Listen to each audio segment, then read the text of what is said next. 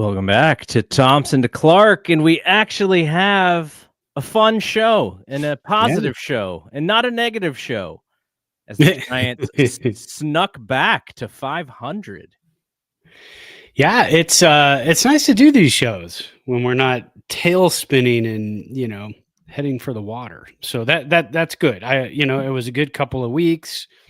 Giants offense has been really good the last couple of weeks too, which is home runs in 15 games in a row. Yeah, it's nice to see wins that aren't just plastered on the starting pitching. If the starting pitching falters, we're screwed. If they pitch well, we may win if we can score 2 or more runs. So it's nice to finally have these games where we're rolling out 15 runs and 8 runs and 7 runs. I mean, it's very refreshing. A little late, but very refreshing. I saw a movie the other day called Caught Stealing. Yeah. With Austin Butler, and it is set in 1998. And there is a Giants theme in this movie, and Austin Butler's character and his mom, who is played by Laura Dern, but it's very late in the film, you see her. They are hardcore Giants fans, and so this is their relationship, and they're having a conversation about how the Giants can score 18 runs one day and can't score 1 the next day. And I was like, oh my gosh, here we are 27 years later having the same conversation.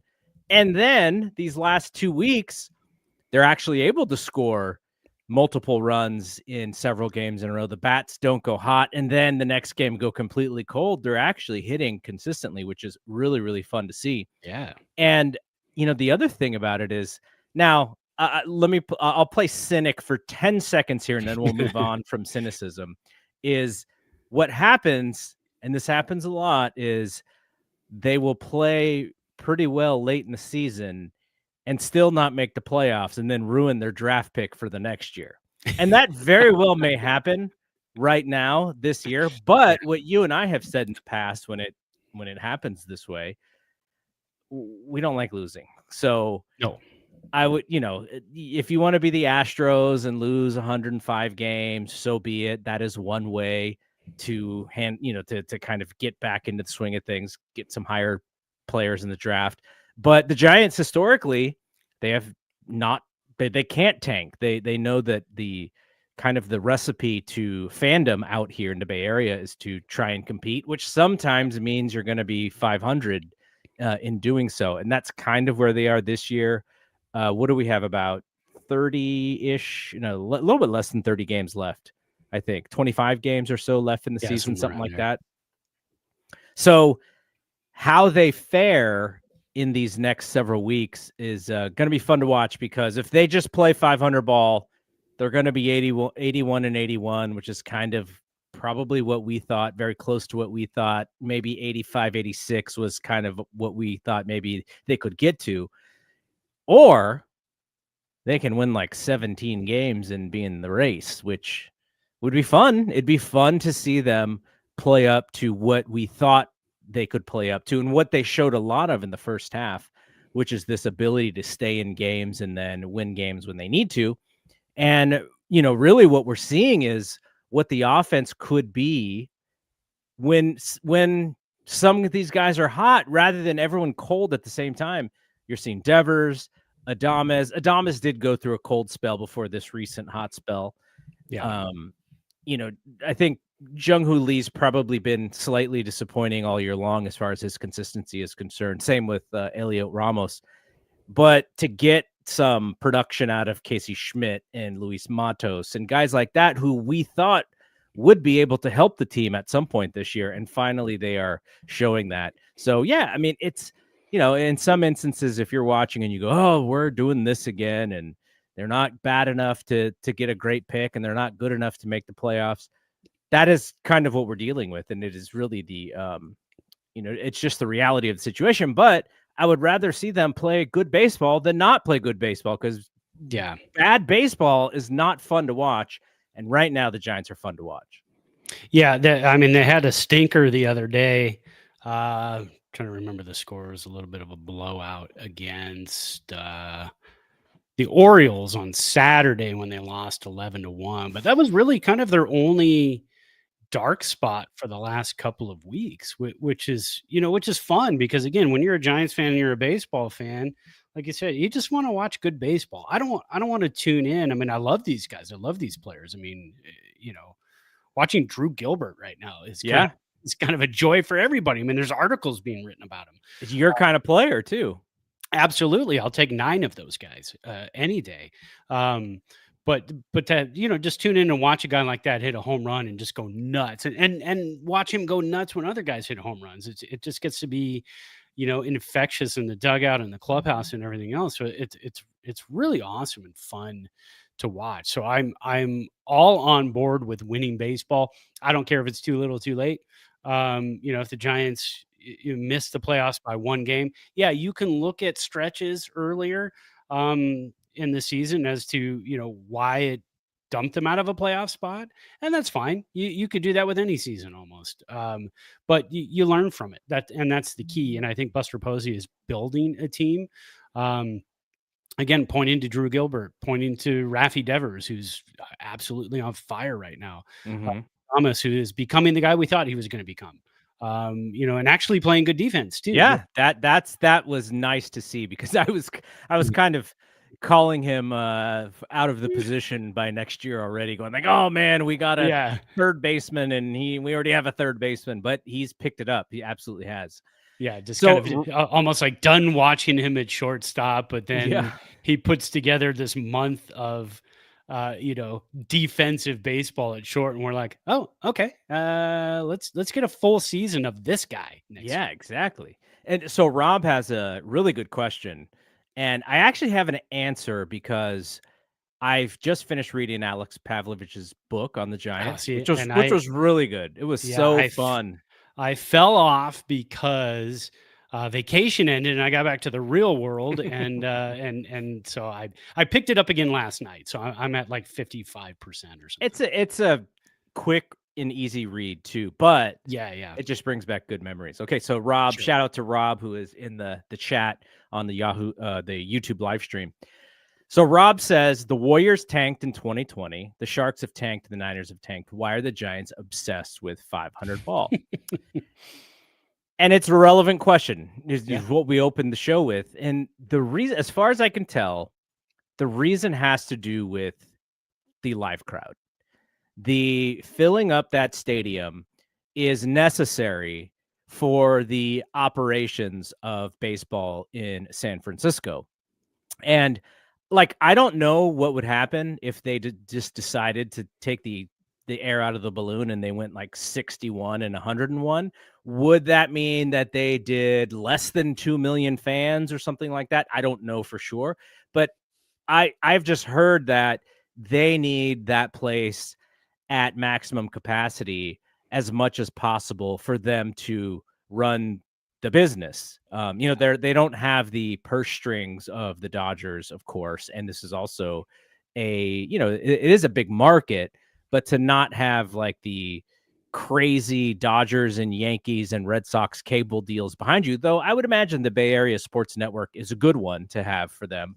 But it's just when you're maybe not the top level ownership and market, and you're kind of maybe in that next tier down, live crowd seems to mean a lot to them as far as how they run their overall day to day. And so if you do pull the team off the field and go, okay, we're going to tank, what does that mean to your live audience? And what does that mean to the people watching your station on NBC Sports Bay Area? Because that's a whole different thing we're going to start seeing happen in the next couple of years is, Major League Baseball, like ESPN already, they have, I think they have 5 teams as part of this new relationship with the MLB, and they're going to sell the local rights to those fans in those markets. Now, the Giants, I think, are good with NBC Sports Bay Area, but if the bottom falls out of that, then you're looking at making less money on your local deal. And so I think it's all tied into that, Rob. And it is, I think it's just part of being in San Francisco, and putting a team right downtown in San Francisco. I think that for their operation to run, they just have to draw fans. Yeah, and I think a part of it too, again, baseball and it's just kind of how it is. It's different to tank in baseball than it is in basketball and football, and other sports because if you tank, before the lottery came to baseball and you got the number one pick, that's great. The number one pick doesn't always pan out, as we've seen in other sports, but you're also not going to see that guy for 4 years, maybe. Mm-hmm. So keeping butts in the seats and keeping the lights on and keeping bills paid in that ballpark. And the Giants are trying to go for it. I mean that's the other thing too. The Giants, they really are trying to go for it, and you feel that and you see that, especially with Buster Posey there now. I think he's trying to remake the team into his vision, and it started with Willy Adames, and it just kind of goes from there. Um, so I don't want to see a tanking baseball team. Hopefully for the rest of my life, but you're going to at some point. But we have seen some bad Giants teams that weren't tanking on purpose, but they lost 90 games. But they also had Lincecum, Bumgarner, and Kane waiting in the wings to come up and kind of resurrect things. So there's always a lot of turnover in baseball, and you always hope for that crop of minor leaguers to come up. And I think the Giants are building that right now. I mean, look at single A. Giants have a lot of players there. So if they can keep building and keep pushing, there's no reason to go to, become a 90 to 95 loss team. You can keep fighting and stay right around your salary and still make money because you're getting people in to buy concessions and merchandise. I think what we are seeing as far as roster construction is the idea, and Jarrett and I talked about this last week when Brad was on vacation. Well, actually, not technically vacation, but he was out of town. And what we, the idea that when you are run by someone like Farhan, who a lot of his decisions were sort of risk averse, like the idea of winning by on the margins and not making mistakes, not making the big mistake to set you back. Yeah, you're gonna, you're gonna, if you do not put that roster together like they did in 2021, then there's going to be some averageness and that's what we saw post 2021. Right now, we saw Buster go for it. We saw him go for it with Devers. Whether that was the right guy to go after or not, he showed a willingness to pull the trigger on that deal. I don't know what that sets them up for in the future. I don't know if that means he's going to be more risky when it comes to trades. And we'll have to sort of let that play out. But I think that Devers deal suggests that he didn't like coming in second on a lot of these guys. So instead, if I'm going to come in second on these guys, why don't I push for the trade and see if I can get these guys who who are going to be around for a long time. So and that is also something Farhan was not really able to do sans, I guess, 2021 when they traded for Chris Bryant. He was able to make that deal, but it wasn't, the trade deadline. We would get so excited and then we just get disappointed because nothing would happen. He wouldn't even sell off the guys that they had. Right. He was that risk averse. Yes, but remember, he did get like crazy good deals for Mark Melancon, for Drew Pomeranz. I mean, so he did the little deals that brought you back some guys that did play parts for the Giants. But yeah, they weren't splashes. I mean, it's not stuff we sit here and we talk about and go, oh, remember that Drew Pomeranz deal and who we got back. But yeah, I mean, there's really a lot that goes into it. And I think the Giants tried to go one way. They tried to go the Farhan analytics. Let's get rid of the trainers' rooms and let's add more computers and servers and whatnot. And let's try to do it one way. Well, it didn't work. I mean, it worked in 21, But again, it worked because you had aging veterans who had career years. Do you know how many home runs they hit that year? I was reading back. Oh my 200 gosh. something, right? I mean, They hit they led the league in home runs. It was amazing. Yeah, and you're talking about guys over like 32, 33 years old who were leading the team, and that was the year Belt hit 29. If he doesn't break his finger, maybe he hits 30. Maybe he breaks that streak that we're looking at. Adama's working on right now to get to 30 home runs. But yeah, they tried to go one way, and I think ownership, partly because Buster Posey was part of ownership, decided, look, we got to push ourselves over the edge. We got to get those rings back. That's what brought in not only the fandom, but that's what brought in the money and everything to the city. I mean, how important it is to the city and the Bay Area in general to have championship ball clubs. We just saw it with the Warriors. I mean, everything they went through. I'm not a basketball fan, but in Reno, Nevada, I was watching basketball during the playoffs. I was watching the Warriors because it's exciting. That's just fun to do. And it got me interested. And then I didn't buy one, but I almost bought a Warriors hat. I was like, oh, maybe I get a Warriors hat. But I didn't want people to ask me like, how'd the game go last night, blah, blah, blah, and be able to like coherently talk about it. So I didn't do that. But yeah, so yeah, that's what the Giants are doing. They're trying to get out of that 500 funk. And after the first 2 months of the season, we thought this is the year we get out of that 500 funk. And maybe we do this year. I mean, there's still, like you said, there's 20 plus games left. And if the Giants could finish, well above 500, then all of a sudden you go, okay, we're building, and next year is going to be a little bit different. All right. So as of right now, the Giants are about to play if they haven't already started. We're not going to talk about that game because the audio won't be posted until after the game is over. But as of right now, as we are having this conversation, they are at 500. They are 69-69 within 5 games of the wild card spot, in which the Mets are the last wild card right now. I don't know. What do you think they have a chance? And we'll pull up the schedule here in a second. Do you think they have a chance to get this within, 2 or 3 games to where the fans can really get excited? I think they do. They're playing some. I mean, you said we're going to pull up the schedule. I already have it up. Oh, okay. I mean, they've got 7 games against the Dodgers. Other than that, you got Cardinals, Diamondbacks, Cardinals, Rockies, and they've got a couple more games against the Rockies before they play the Rockies at the end of the season. So yeah, I mean, there's a real chance the Giants can make it interesting. But again, you're in the time right now where you got to rely on everybody else, and you're sitting 5 games back, 5.5 games back, whatever it is.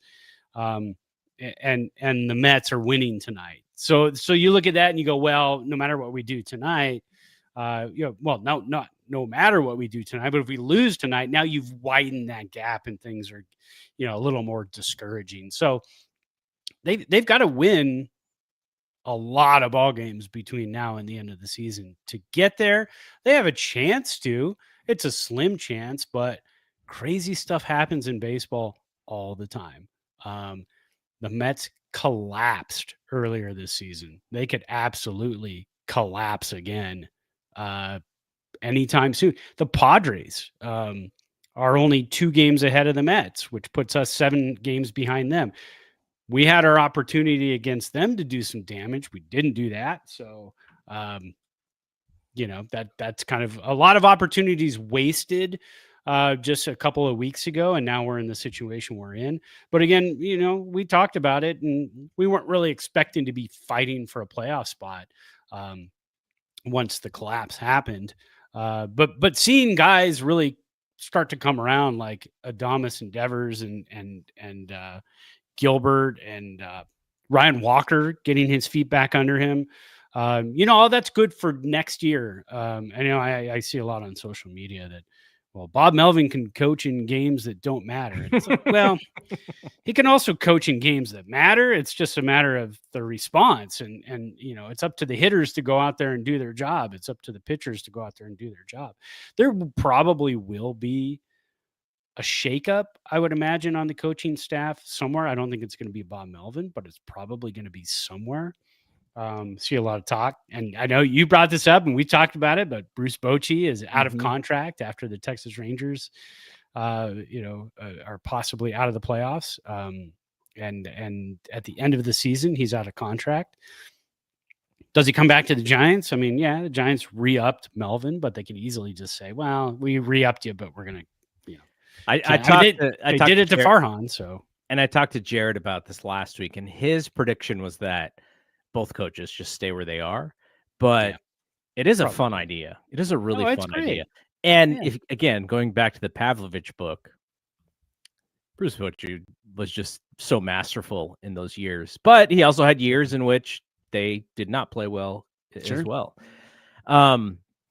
So let's kind of take a look at some of the other things that are going on with the team. So the reason why Ryan Walker is back in the closing spot is because Randy Rodriguez, the youngster, had to go on the 60-day, and it looks like he's going to undergo Tommy John surgery. Now, Rodriguez said his elbow was hurting last year. Yeah. And he pitched through the pain, which is kind of ridiculous and kind of crazy. I liked to jokingly call him 8th inning Randy because I thought he was so masterful in the 7th and 8th inning and not as great in the 9th inning. But it could be that the elbow was just barking a little bit harder near the end of this season when he got put into that role. Stress obviously is much bigger in the 9th inning. But I mean, he's going to be gone for a full year. So they're more than likely going to be closer shopping next year, maybe for a long-term, not a long-term guy, but maybe a vet who could come in for a year before Rodriguez gets back. And then you have Walker there as well. Maybe you even get Tyler Rogers back, because I know he really liked it here. So that's a bummer. And, young pitcher made the all-star team, was lights out, really. So it's really unfortunate for him, and kind of feel really bad that he's, at this point. But this is kind of baseball in today's day and age. Like, JJ and I are playing a lot of the show in the ranked games, and the announcer every third game, the announcer goes to the whole thing about, this is just how baseball is. Everyone's throwing harder than ever. And this is what it is, right? I mean, we see this with the Dodgers. We see this, that they have constant players who deal with this every single year. And it's because of the way that they train their pitchers. And, bringing up Jared again, last year I had this conversation with him, and he said he talked to a big leaguer who said that if he had protected his arm, he would have probably been in the 92, 93 range, never would have made the big leagues.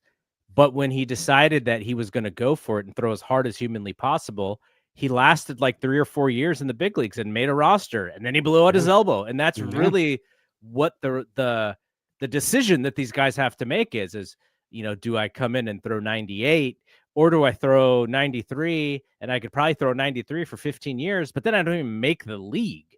And so, not to say that that's Randy, but that is just kind of baseball today. It's all about the velocity. So that is unfortunate, but hopefully for Randy that, this is something that is fixable, and then he comes back and he's better than ever. Maybe he may have to develop another pitch, though, instead of having to rely on just, the 97, 98 mile per hour fastball all the time. Yeah, I agree. And I mean, we did hear about it in the offseason too, that Buster Posey was talking about stretching guys out, having them not throw as hard, maybe to get a little more control under them, first pitch strikes, get those strikes. But then you got a guy like Randy Rodriguez who's got that arm. So how do you tell a guy like that, hey, don't throw 98, 99, 100, dial it back? Well, that's his whole game. So you get guys like that where that's their whole game. Hope he comes back still throwing hard, but a lot of times those guys come back different. So hopefully, I mean, look, Robbie Ray came back and was the same pitcher, but he was never an overpowering pitcher. He was a guy who had a lot of movement on his stuff. So if Randy Rodriguez comes back and can still throw like 95, 96, 97, but has movement on his breaking pitches, he can still be a really nasty closer, 7th, 8th inning guy, but also a closer. So speedy recovery. We're probably not going to see him next year. If we do see him next year, maybe we see him a little bit in September. But most likely we won't see him till the spring of 2027. Man, it's already 2026 next year. Good Lord. So September call-ups, the Giants brought up JT Brubaker and Grant McCray. And I think from what I've sort of figured out based off of, because a lot of people are saying, oh, why isn't Bryce up? Why isn't Bryce up? And I think it's just because they don't want to bring him up in the midst of them trying to, get back into the swing of things. They would probably want to bring him up when it's, when these games matter less, if they do. But when I asked Jared about this, he said if they had any plans of doing so, they would have done so a few weeks ago when that clock wouldn't have mattered if they brought him up. And so he said when they didn't do that, he figured that they were not going to do it this year. So Luciano is another one who is just hitting bombs, and people are wondering when he's gonna come up. And I just keep asking the question, well, where does he play? Because if you bring him up, he's either going to DH against left-handed pitching, and then that moves Devers. That makes sure that Devers plays first. Yeah. Or he's got to play left field, and then you have Elliot Ramos out in left field. So that's an interesting one too. Yeah, and then you burn an option when maybe you didn't need to this year.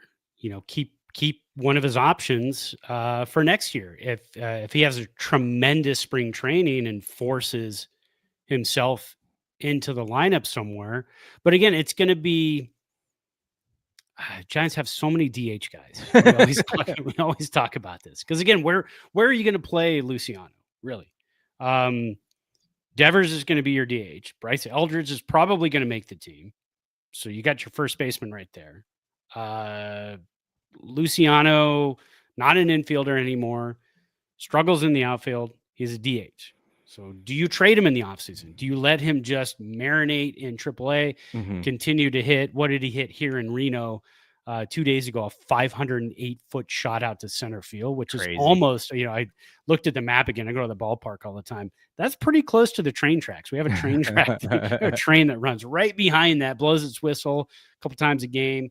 I thought, man, he almost hit the train tracks out there. But yeah. What do you do with a guy like that? And now you got Matos, who's on fire too. So you got Matos on fire. You also got Gilbert. So now all of a sudden you've got a wealth of outfielders. So you're gonna have a log jam in the outfield, and you're not gonna a guy who doesn't play the outfield well, but hits bombs. Does he win a spot? I don't know. I mean, there's a lot of moving parts in this offseason. I could see some trades. I could see some movement happening in this offseason before free agency really kind of kicks in, because that's when you can kind of get some of the better value for these guys. Although you can also argue you can get better value for these guys after free agency's over in spring training, and they go into spring training and hit 350 with 6 home runs. Now all of a sudden you've got a guy, you can't use him because you have too many outfielders. So you move him then. So yeah, it's going to be interesting to see what, and again, I always forget they change the rules every couple of years for September call-ups. Like what is the roster expanding to? Yeah, I don't know what, I don't know. 28, 29 bring up. Yeah, I got to look that up. What 28? So you can only add 2 more players than you already had. So what I'm interested in is I'm really interested to see what this Buster regime thinks about Luciano. How high do they still see him? Because if I am a team who, maybe is looking to trade for some power on the cheap, I would definitely give a lower level prospect up for Luciano just because of the possible power potential. Will he ever be able to hit big league breaking balls? Who knows, right? But if you feel like you have a great system for guys like him, I would definitely look to trade for him. And it's just really how much the Giants value him, whether they're willing to give him away or whether they're going to hold pat on him. Because how much longer are you just going to let this guy just hit in AAA, next year too? Like what's, at some point, actually what happens to him? Is he available for the, what is the waiver draft called? The, Rule 5. The Rule 5, yeah. Well, I haven't even looked that up yet as far as his contract. He might be a year off. Okay. Might be a year off. I'm not 100% sure. As he gets a little bit older, more things like that come into play. So if they feel like... I mean, he's on the 40-man, so he's protected. He would have to be off the 40-man to be eligible for the Rule 5. So yeah. Right. All right, so some of the other things that have happened, we'll talk a little bit more about Devers. He's been on a roll. He's the player of the week in the National League, tied with Kyle Schwarber. Kyle Schwarber's like, I'm about to hit 50 some odd home runs this year, and you tie me with Rafael Devers. I hit 4 home runs in a game, and I'm tied for player of the week. But Devers and Adames have been hot of late. We'll talk about that in a little bit. Let's talk about your guy, Drew Gilbert. Yeah. 4 hits and a jack yesterday. He is, he is the new baby Yaz. That's kind of what he reminds you of. The younger version, maybe the baby Yaz, the infant Yaz. He's with just like lights out crazy personality. yeah. That's the fun part. We'll see if he grows a Yaz like mustache. Yeah, there you go. But what do you think about him so far? I love him. You know what? If he continues to hit, he's going to be more fun to watch. A guy like that who goes nuts and grabs people and goes crazy when people hit home runs. If he continues to hit 123. Yeah, it's fun. It's nice to have him on the team, but you still want that production. But now that he's hitting, again, one game was at home, the next one was at Coors. If he can catch fire the rest of the season, like I said, we're going to have a lot of talk about who plays right field next year. Because again, Matos is starting to catch fire, and they're both good defensive players too, and that's kind of also what Buster and Bob Melvin want. They want good defensive players, but they also want guys who get on base, who make noise, and also make noise in the dugout in the clubhouse. And that's what they're looking for. And that's what they got out of Gilbert. So do you think that he is going to be a possibility for a regular spot next year, or is he going to be kind of what we had hoped they were able to do with Yaz, which is just kind of a guy off the bench? Yeah, it's a good possibility he's a 4th outfielder, but you could have a 3.5 outfielder between Matos and Gilbert. You can also dip into free agency and see who else is out there. Then you've got somebody who's expendable in either Gilbert or Matos, but I don't think Buster Posey goes after Gilbert thinking that he's just going to be here for a half a year and then they're going to move him. Mm-hmm. He's 24 years old, controllable. And Matos is young too and controllable. So the Giants have a good problem because, again, Ramos is also young and controllable. And Jung-Hoo Lee is also, he's got 4 years left on his deal after this year. So yeah, it's going to be, like I said, going to be an outfield logjam, but it's going to be fun to watch to see what the Giants do with all of that. By the way, Alex Pavlovich on Twitter said that if the Giants, or when the Giants, depending on how you look at this, fall out of the wild card race, that he would expect Jesus Rodriguez to come up, which would be fun to see. Yeah. All right, let's talk about our players of the month for August. Now, we've been doing that this year. We were doing player of the week, and there were moments this year where we were like, do we have to pick a player of the week? Because there was none. And so I think we decided from here on out just to go players of the month. And what we are choosing is first, the player of the month for hitter and pitcher. And then also kind of like the under the radar kind of unsung hero of the month as well. So what do we got? You got pitchers and I got hitters this month. Is that what it is? Yeah. So I'm going hitters and I'm going to talk about a guy. I know we don't usually talk about the game when it's going on, but Rafael Devers just hit a home run and then punched the starting pitcher. What? So that happened.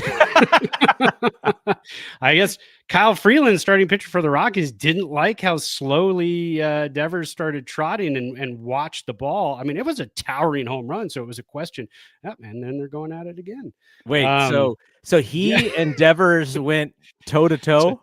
So Devers hit a home run, watched it, then started slowly walking. Freeland came after him, and then Devers cracked him.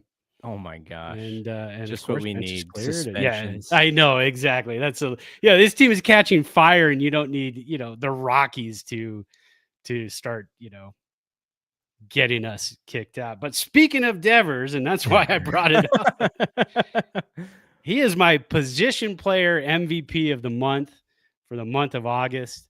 I got to pull up his numbers. That was some craziness. Wow. So Devers in the month of August was just absolutely on fire. 9 home runs, 20 ribs. That led the team.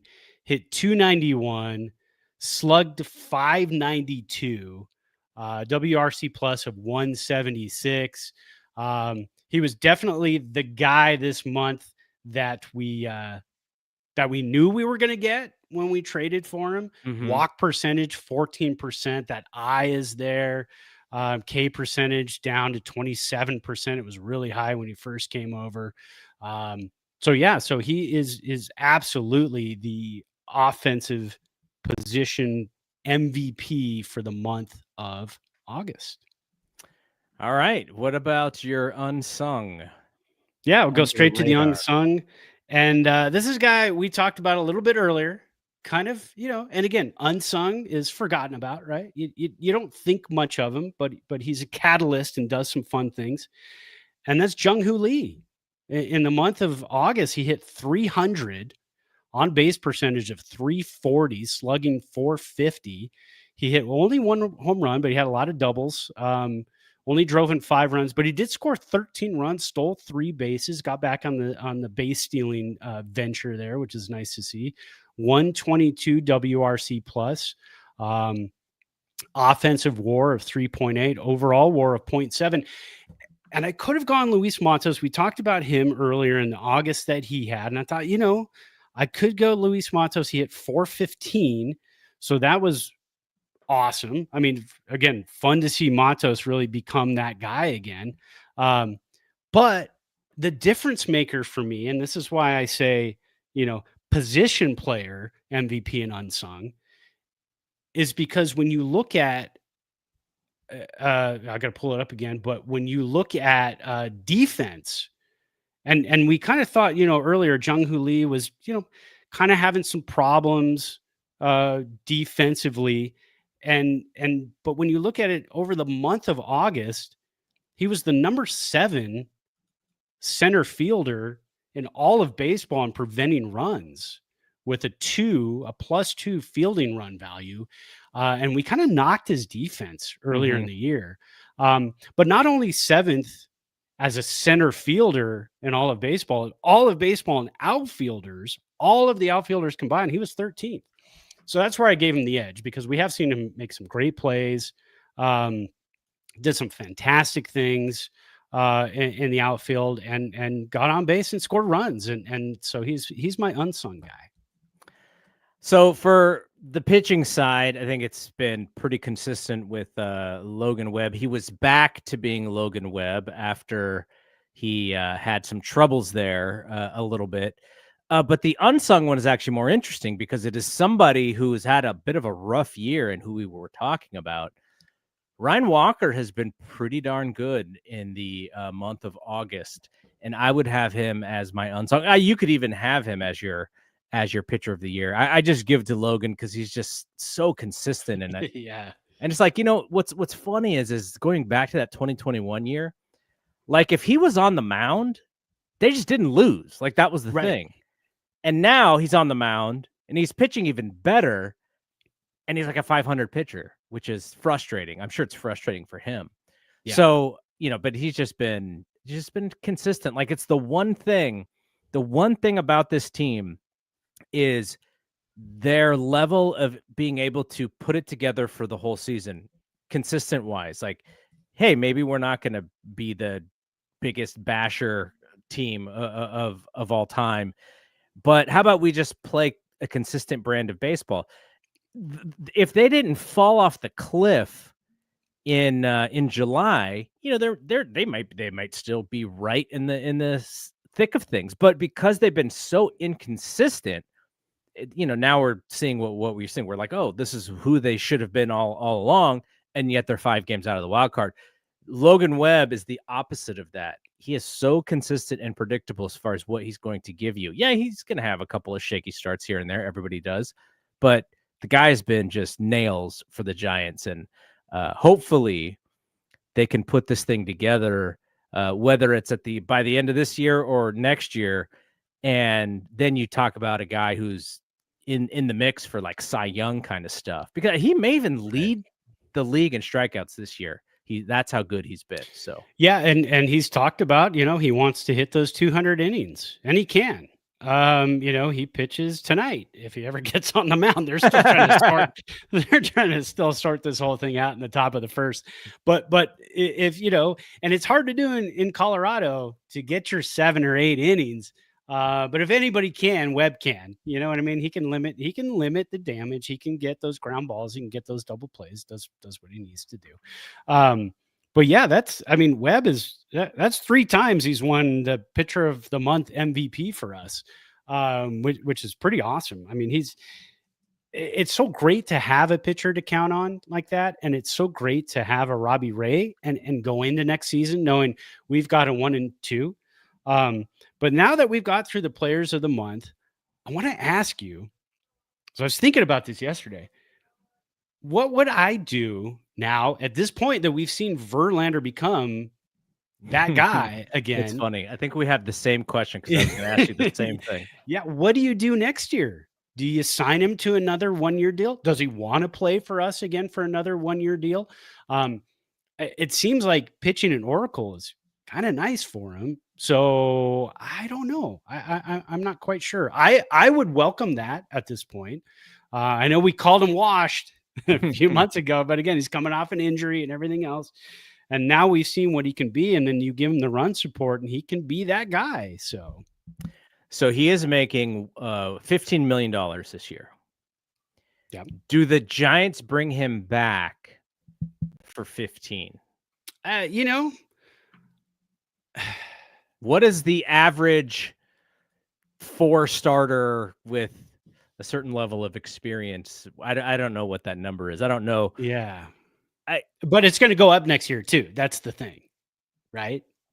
Because it's a new year. So I wonder if it's up to him, really, right? Like, if he enjoyed the experience of being on this team or not. Because he may just be like, it was fine, but I can probably do this somewhere else. I mean, not to say he could even go back to Detroit. Detroit's one of the best teams in the league right now, but he could go back. He could go somewhere where he's been in the past, and he can go to Houston. Maybe he feels Houston may want him again. Yeah. So yeah. I would like to know what he thought about this season. I mean, he said all the right things. He's been a tremendous teammate, even though he's been getting screwed left and right with the offense and the defense behind him. He's been the ultimate professional. So I've loved that about him. But so we were very hard on him early in the year, because he was getting hit. He was giving up some really loud hits and some loud outs. But as the season has gone on, he's pitched a lot better. I mean, and he fatigued himself through 5 innings and 120 some odd pitches to get those 10 strikeouts the other day. So he's battling. Now he will be in season 20. I think he said that as far as the things that he looks at, which is like pitch shapes and velocity and all those things, he's like, it's about the same as I was the last time I won the Cy Young. Now, I don't know how much of that is kind of talking himself into it, or if that is the reality. Like that, I haven't heard anybody else say it except for him. So that would be interesting. I am for bringing back a guy who is a professional and who can actually, do it at a high level. It's just unfortunate that if they don't make it to the playoffs, it'd be nice to see him in the postseason, but probably not. That's probably not going to happen. I would not be against him being the 4th or the 5th guy in the rotation next year. And plus, now we got this situation with Landon Roop's knee. Hayden Birdsong can't find the plate. You don't have Kyle Harrison because he was in the trade. What are you going to do with Keaton Wynn, Tristan Beck? Are those guys real? Kai Tang. I screwed up his name. Kai Wei Tang. Who pitched well yesterday, but is he real? Right. He seems a little bit more like a journeyman kind of guy. Yeah, we're going into free agency with the number one priority as like a 3, 4, and 5 pitcher. I mean, you have Robbie Ray for one more season. Sure. Yeah. And so does that mean you want to bring back Verlander as your 3 or 4? And what does it mean for the young guys? I think they have some questions that they need to answer. Mm-hmm. I mean, as long as Roop is healthy, I think he's got to come back as a dependable arm, right? And maybe then they look for someone who could come from the left side, because you only have Robbie Ray right now coming from the left side. So it'll be an interesting offseason. Yeah. And you've got Wisenhunt, who, again, develop a third pitch, and Wisenhunt could be that guy. You know what I mean? So there's a lot of moving parts in the offseason.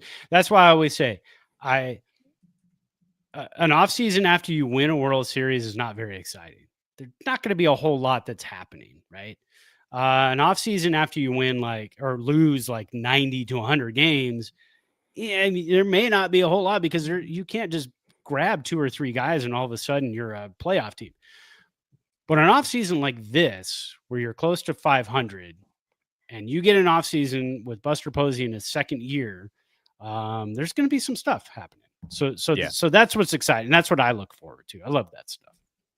Yeah, no, I did. The Verlander conversation is a pretty good conversation. I'm interested in see how he feels and how they feel about him as well. I've turned the corner on him. For sure. I think we all have.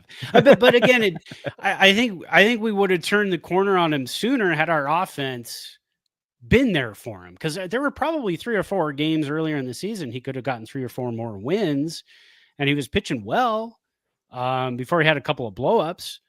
But that happens when you're a pitcher for the San Francisco Giants, and does that turn him off? So that's going to be the big question. All right, let's wrap things up by just looking at the playoff picture here. Now, the wild card race in the American League is the Yankees and the Red Sox head and shoulders above the Mariners for those wild card spots, but the Mariners are still a game and a half above the Rangers and 2.5 games above the Royals. So we are about 25-ish games left in the regular season. It does look like there may be a possibility of one of those spots kind of coming down to the wire, which would be fun to watch. And then when you look at the division, the Blue Jays still have a couple games of a lead there. The Tigers are heads and shoulders above. The Astros are a little bit of a paper tiger, I think. They win baseball games. Their run differential is very minimal. They almost have the same run differential as the Giants, actually.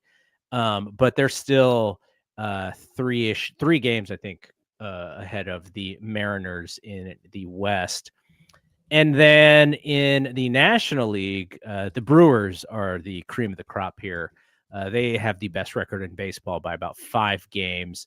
The Phillies are heads and shoulders in the East. And the Dodgers are a couple of games ahead of the Padres. The Dodgers